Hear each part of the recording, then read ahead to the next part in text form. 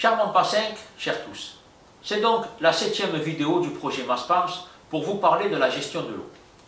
Nous sommes et resterons confrontés à une gestion drastique de l'eau.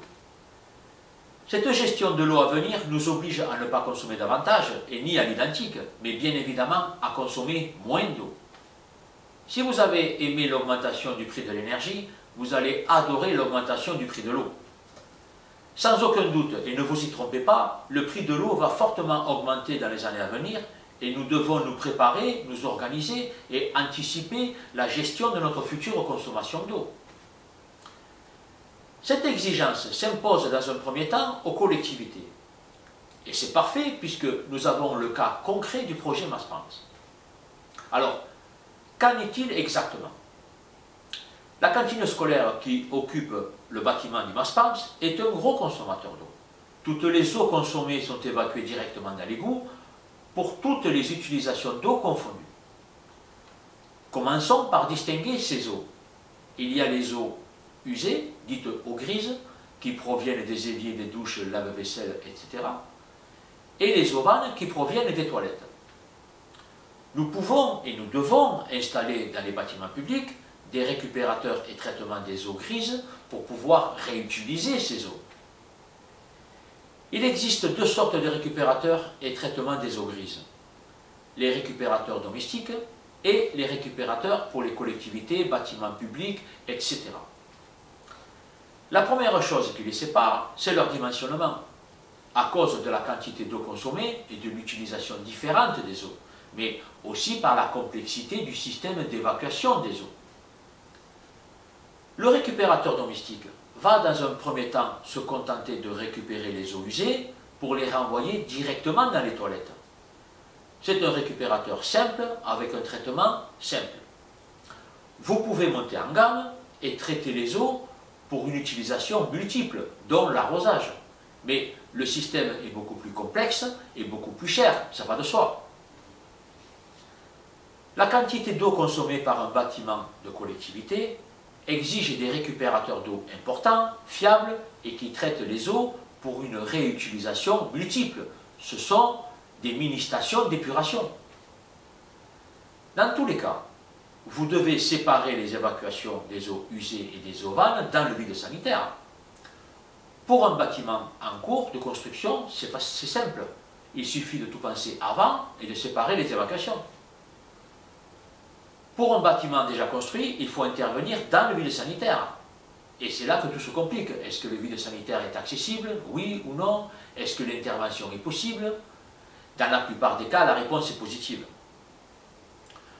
Pour les 300 arbres et 17 000 arbustes du projet Maspams, il est évident que ce système de récupération des eaux grises est prévu. Je vous laisse imaginer l'importante capacité de cette mini-station d'épuration pour ce projet du Maspams. Je vous laisse imaginer aussi son prix qui s'élève à plusieurs dizaines de milliers d'euros. Le bâtiment du Maspams est construit sur un radier et il n'y a pas de vide sanitaire. Je doute fort qu'à la date de sa construction ou de sa rénovation, on ait pensé à séparer toutes les évacuations des eaux usées, eaux vannes, pour installer une station de recyclage des eaux grises. J'en doute vraiment. Ce qui veut dire qu'il va falloir intervenir sur les pourtours du bâtiment et casser la dalle béton pour récupérer toutes les évacuations des eaux usées et ensuite tout refaire.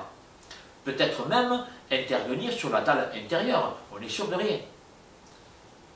Je vous laisse imaginer le coût total de cette opération.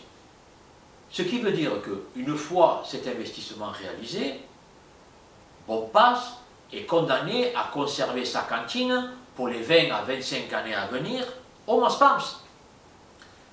C'est le temps minimum pour amortir cet investissement. En plus, ce projet oblige la cantine à conserver sa consommation d'eau initiale pour pouvoir arroser le Maspams. Sinon, il n'y a plus d'eau et il faudra consommer de l'eau potable pour arroser. Ce projet du Maspams fige Bompas tel qu'il est là pour 20 à 25 ans. Vous n'aurez plus de marge de manœuvre. Sans parler de l'endettement, parce que quoi que vous vouliez faire ensuite, ça passera obligatoirement par l'emprunt. Et ce sont donc des augmentations d'impôts locaux qui vous attendent pour rembourser l'emprunt. Et il n'est pas nécessaire d'avoir fait des études d'économie ou de comptabilité pour comprendre. Les choses sont évidentes. Je ne vais pas faire une vidéo supplémentaire pour expliquer les conséquences de ce projet sur la fiscalité Bompa 5. Si vous n'avez pas compris, ne vous en faites pas. Vous comprendrez vite quand vous recevrez vos nouvelles feuilles d'impôt. Cher Bompa 5, encore une fois, je pense que l'urgence est ailleurs et que Bompas a de gros besoins de restructuration pour son avenir.